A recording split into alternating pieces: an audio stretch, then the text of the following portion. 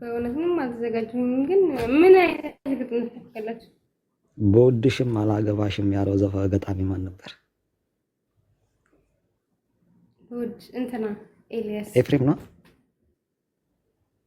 ኤልያስ ነው ኤፍሬም ነው ወይስ ማን ነው? ኤልያስ ነው ኤፍሬም ነው? ብቻ አላውቅም። ኤልያስ ነው።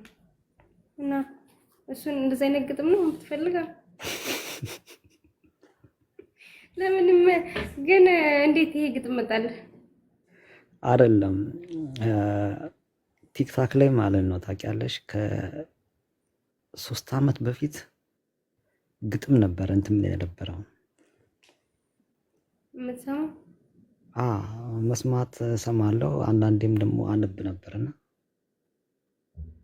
ብዙ ጊዜ መጀመሪያ እንደዚህ እየሰማው ነበር እንትን ያልኩት ማለት ለግጥም ቦታ የሰጠው የመጣሁት ማለት ነው። በሰዓቱ ምንም ነገር አልነበር